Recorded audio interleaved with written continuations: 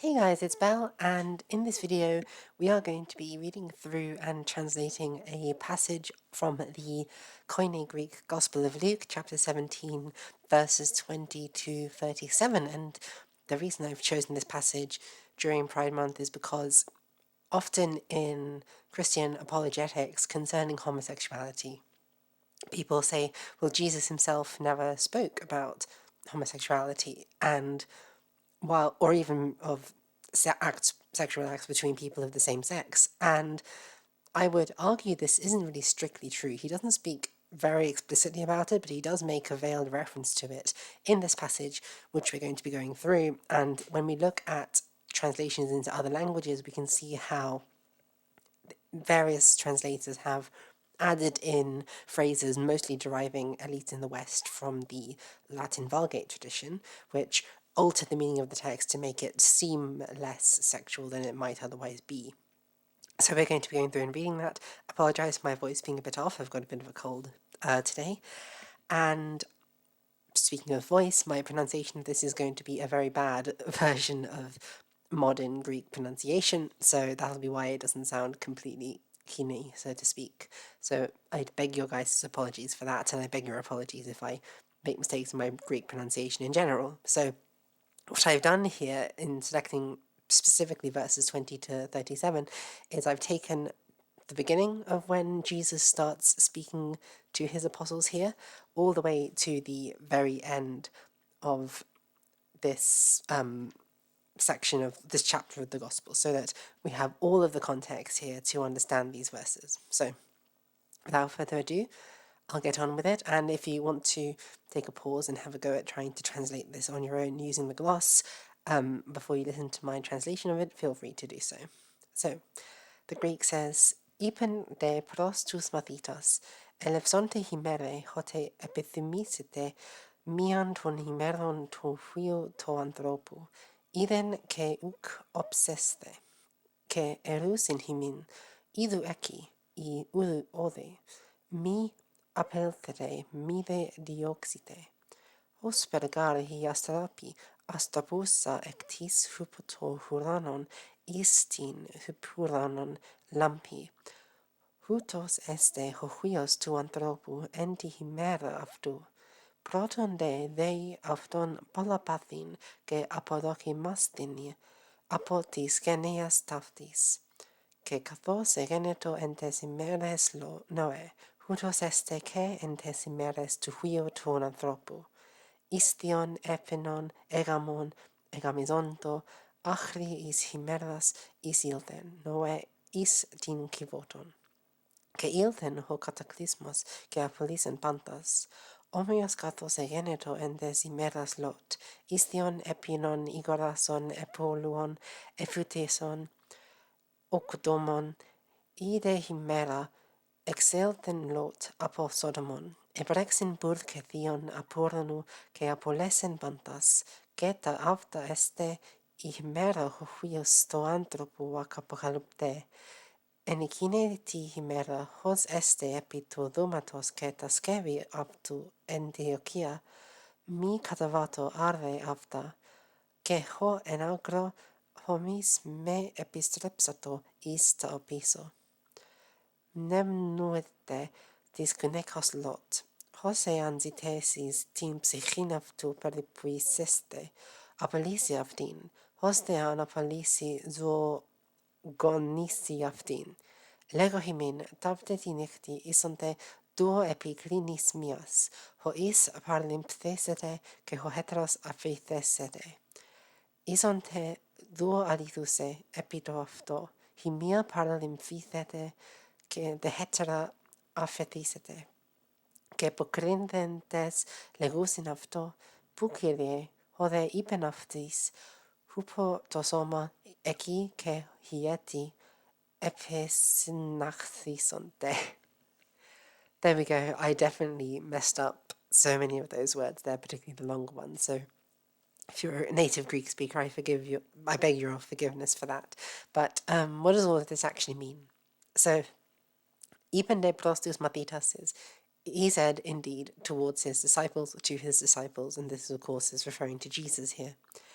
Elefsonte himere, the days will come. Hote epithymisete, mian ton himeron tu huio tu anthropu idin.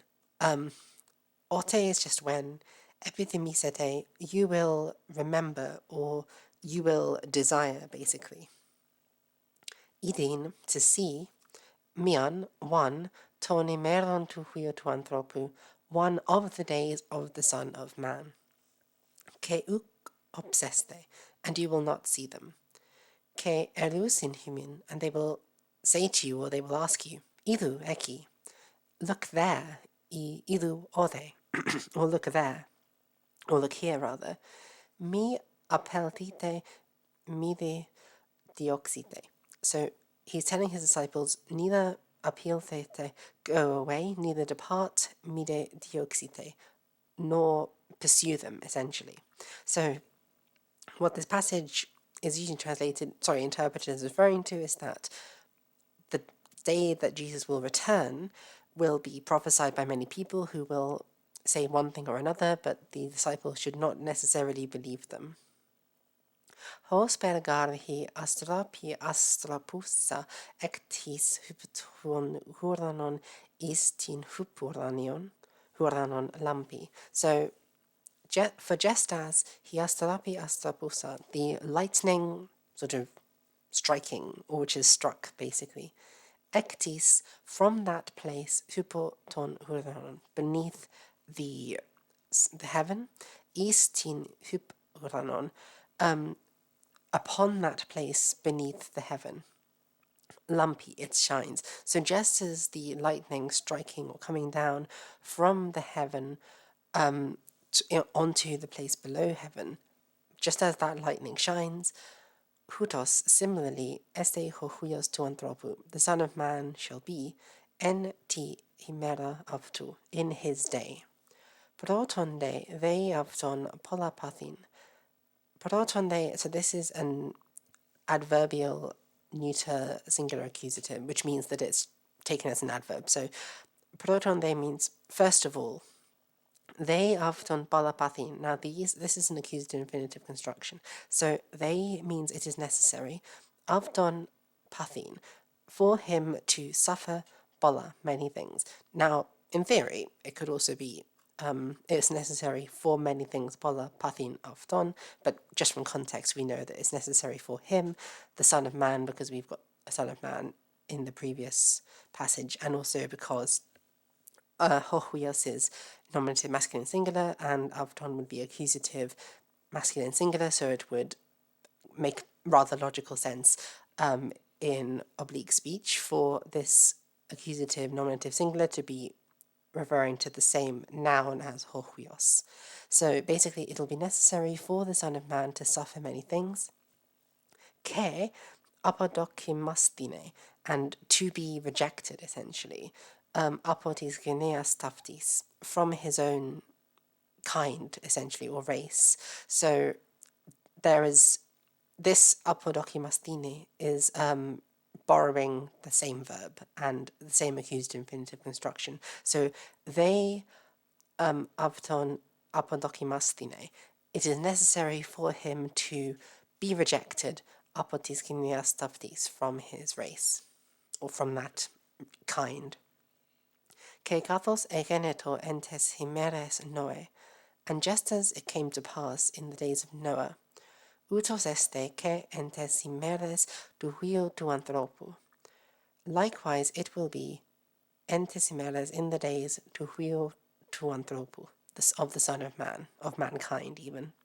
So this is Jesus about to say all of the various things that happened in the days of Noah. Istion, they ate. Epinon, they drank.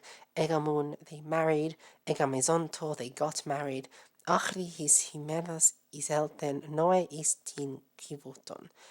All the way up until the day in which Noe iselten, Noah entered istin kivoton, into the ark, and kivotos can also mean kind of bed, which is a cute little analogy here, but this might be an indication of the shape of the boat, but it's the ark here. Ke ilthen ho cataclysmos ke apolesen pantas. And ho cataclysmos, the cataclysm, ilden, it came, ke apolesen pantas, and it destroyed everything, all of the people.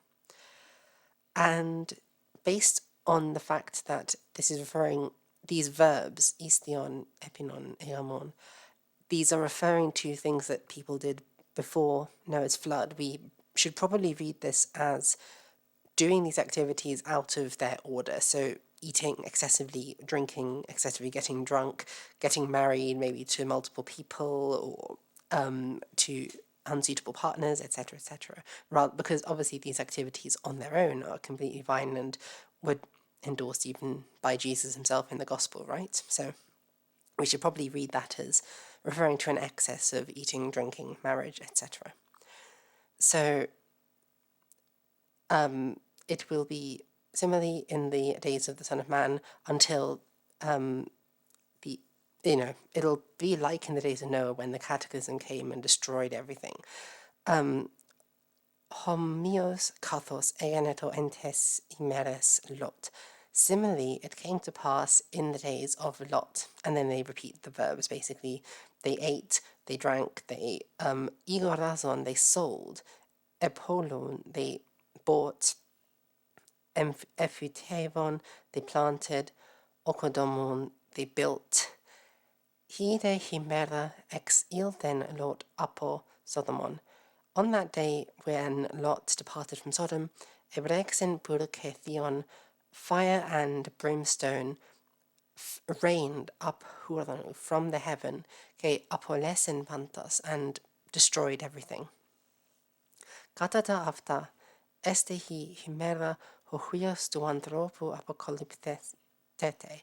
So similarly, basically, is what katata afta means. According to those things, este hi himera, it will be in the day in which hohuios tu anthropo apocalyptete, in which the Son of Man shall be revealed. So this is referring, again, bear in mind, to the second coming of Christ. So what this passage is saying is that, or what Jesus is saying is that when he returns, it will be like a cataclysm and everything will be destroyed. This is the passage in which many people get the modern understanding of the rapture, which is where we sort of see in the movies, we see the clothes lying on the ground because people's bodies and souls have been taken up to heaven and only the sinners have been left behind on earth. This is where the idea for that came from in the Bible itself. Enikini ti himera hos este epi tulomatos kedaskevi of tu Antiochia. So Enikini ti himera is in that day in particular. Hos este, somebody will be epi tulomatos upon his roof. Kedaskevi, and the vases basically of that man N.T. Ikea will be in his house. I'll be completely honest, I don't fully understand what these vases and such are meant to be referring to. But we'll move on for now.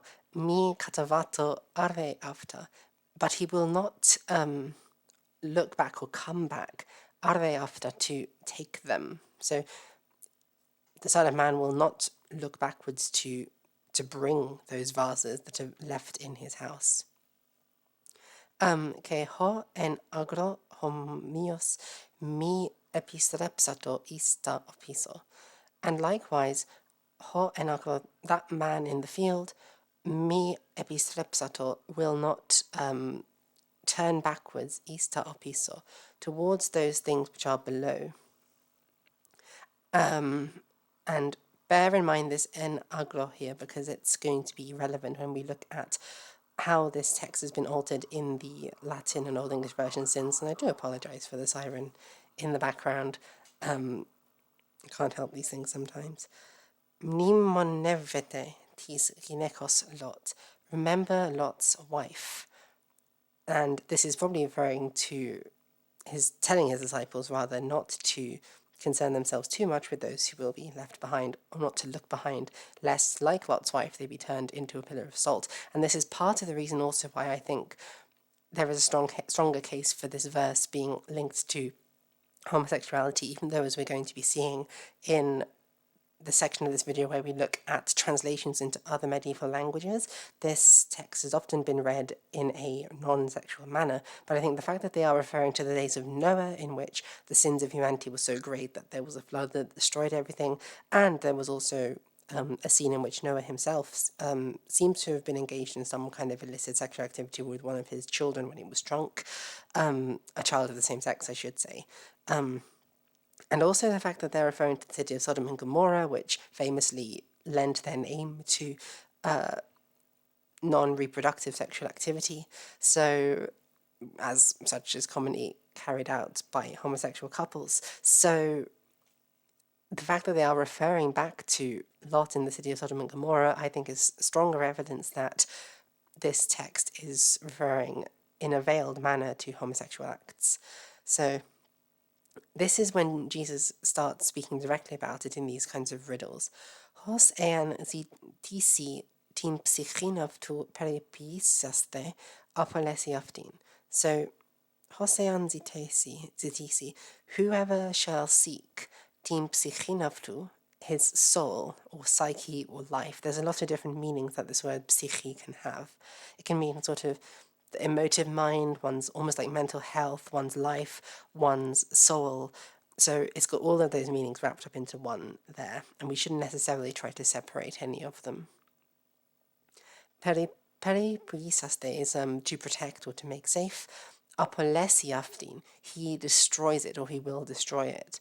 Hostean apolesi, whoever destroys his soul or releases his soul. Zorgonisi aftin, he will give it life, he will cause it to live. Lechohimin, I say to you guys, tafte ti nichti esonte duo epiklinismias. I say to you guys, tafte ti nichti, tonight esonte duo, there will be two men. And now granted, this duo is simply a numeral, and we don't necessarily know in this clause itself whether it's two men, but we'll see from the nouns in the next, from the nouns and pronouns in the next clause that it is in fact referring to two men. So there will be two men at night, epiklinismias, in one bed, ho is paralymphthete, one will be taken up, ke ho heteros aphrodisete. Now this doesn't mean the hetero man, this means the other one. And the other man, aphrodisete, will be left behind. So the fact that ho is and ho heteros are both masculine nominative singular nouns suggests that the duo that is being referred to earlier are two biological males. And then likewise, there is a mirror of this for the women. Esonte duo alituse epitoafto. There will be two women. Alituse is grinding or rubbing. Epitoafto. Now, this can either mean against each other, or more likely it means in the same place. So, in this case, in one bed. Himia paralymphysete. One woman will be taken up, he de hetera aphrodisete, the other one will be left behind. And notice that the grammar is different here, so the phrasing is very similar, right? And you can see it even in the colour scheme. Ho'is versus himia, but ho'is is masculine and himia is feminine. Likewise, ho'heteros is masculine and he hetera is feminine. So one woman will be taken up and the other will be left behind. Que apokrythentes legus inapto, and responding they said to him, Pu Kyrie, where is this happening, O Lord? Hore ipenaptis. Jesus indeed said to them, Hopu tosoma, wherever there is the body, ekike hieti episinachtisonte, there the eagles will also be gathered. Now, we need to do a little bit of explanation about this line, or rather we need to get ahead of some of the common traditionalist apologetics that will come up in response to this, because when I throw this line out to like very conservative Christians, they flounder a bit because they sort of have to accept one of two interpretations of this once the sexual tone of it is established beyond doubt. So one can either accept that Jesus is implying that either some gays some people who are engaging in same-sex activities do go to heaven. The implication, I think, from this line is that it's tops who will go to heaven, which we'll look at in a second. And then the other alternative explanation that they can have of this is to say, well, Jesus is saying that one should do whatever is normative sexually for that time, and that people who are doing what is normative will be saved, and those who are doing what is not normative will be damned. And most conservative Christians don't want to take the latter reading of it, because that would imply that if society's sexual norms change, then say what sexual acts are damnable or not would be changing also. So many conservative Christians do not want to allow themselves to be open to that, which forces them into the first of these two interpretations that I laid out, which is that it is, in fact, fine to be essentially a top, and it's not okay to be a bottom, according to this line. So why do I think that the is refers to a top and the heteros refers to a bottom? Well, it's because of the last line where Jesus is saying that where there is the body, hoputos soma, there the eagles will be gathered. Now, the soma is, of course, referring to the moribund flesh, like the passions of the flesh, which are inevitably doomed to die. Now, the Greco-Roman medical knowledge had it that homosexuals, the pathetiki, as they were known in Greek, or the malaki, were sort of weak of will, and therefore giving in to the urges of the body, of the flesh, which all people had. And in giving into the wills of the flesh, they chose to satisfy sexual desire in disordered ways, or in ways which did not reinforce the man's masculinity. Although it's interesting that they have a sort of parallel of this for the women as well here. I'm not fully sure how that would work in that context. So what he's saying is that where there is a body would be, in my view, referring to where there is a person who is given into the body, who is given into those baser sexual desires. And to a Greco-Roman understanding, giving into the baser sexual desires would mean allowing oneself to be sexually submissive, which would mean performing oral sex on somebody or being penetrated rather than being the penetrator. So that is, I think, why he says that's the reference to the body. And then he eti episnakthysonte, the eagles will be gathered. This, I think, is implying that the body itself will be torn apart. Perhaps even these eagles are referring to demons of some kind, and that body will not survive in an intact form to go into heaven, because of course the physical body on the day of resurrection will be completely restored and intact, whereas the bodies of sinners will be able to be torn apart by eagles and demons and other stuff in the afterlife. Now, I will, in looking at the translations here real quick, get ahead of the typical response which I said I would have to deal with earlier, which is, oh, how do you know it's a sexual thing? Because in certain verses, mostly deriving from the Latin Vulgate translation, they add in the word grain to the women's bit to imply that there's nothing wrong going on here. It's just two people grinding. So in the Vulgate, we have erunt duo molentes in uno. There will be two women grinding together. Oh, actually, no, this isn't the one that has... Sorry, this isn't the one... The English translations, I should say, add the word grain. That was silly of me.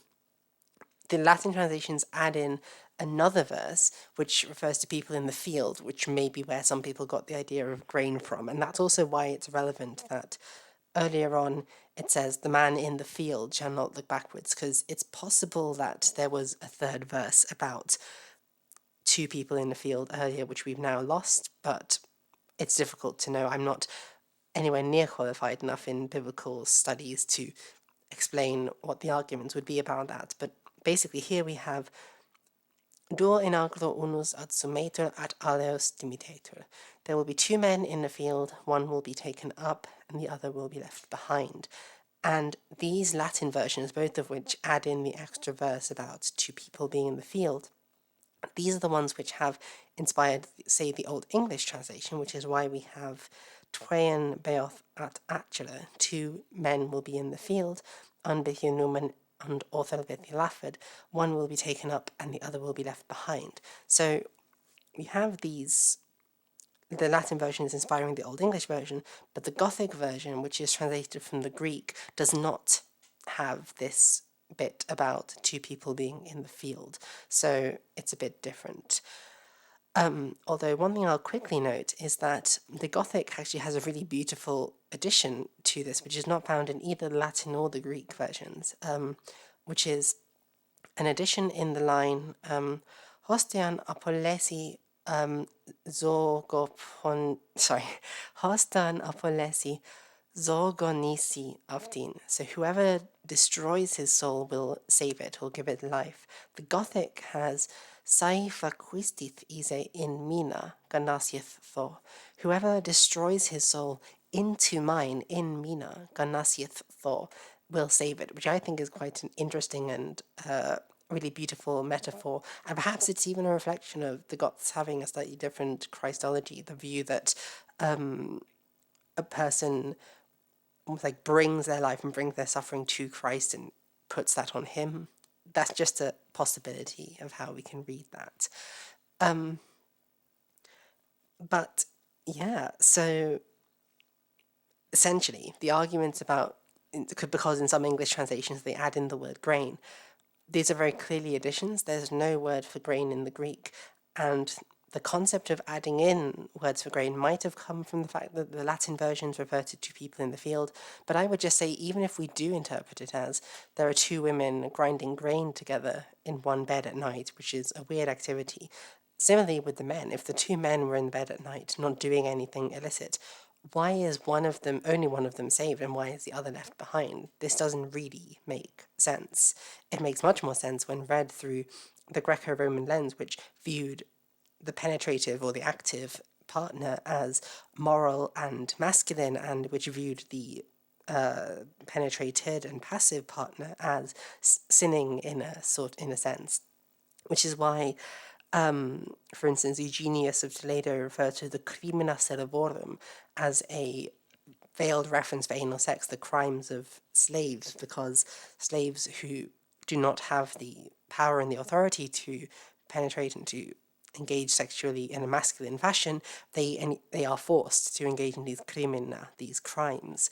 So you can see more about that in my video on the sexual politics of bread in Visigothic Spain and on the Visigothic proverbs. And so there we go. Essentially, with this verse here, hos ean zitisi all the way up to hieti episinachtisonte. You have Jesus saying that there will be 2 men and 2 women in one bed at night, rubbing against each other. So, 2 different beds, presumably. But one of each of those pairs will be saved and the other will be left behind. My reading of this verse at the end of the day is that Jesus is probably saying that the active partner is going to be saved and the passive partner is going to be spiritually damned. Now, what this means for present-day apologetics on LGBT issues is a whole other question, but that's my take on it, given the fact that this is a Greek text. Now, he may have been speaking originally in Aramaic or Hebrew, but that's a whole other matter. But the Gospel of Luke is a Greek text, and it makes sense to me that Jesus would, or that this text even would, apply Greco-Roman cultural mores and assumptions to this verse. And I think to a Greek-speaking audience, it would have been quite obvious just from implication that the one who is saved is going to be the one who is the active partner, because that was just such a normative aspect of how the Greeks understood sexuality in this time period. So the short of it is, Jesus did say something about homosexuality, and he said that tops go to heaven, but bottoms do not. And there we go. That is the video, having read through the Gospel according to Luke in the original Koine Greek, chapter 17, verses 28 to 37. I hope you enjoyed this video. If you want me to teach you Greek, I will not teach you Greek because I'm not yet that good at it. But if you want me to teach you Latin or Gothic or Old Saxon or Old English, then you can subscribe to my Discord server, my Patreon, which will be linked in the description of this video, where I offer tuition at lower than market rates. You can also join my Discord server, which will be linked in the description below, and I tend to post these glosses as tidbits before I turn them into videos, so you can get early access to them there.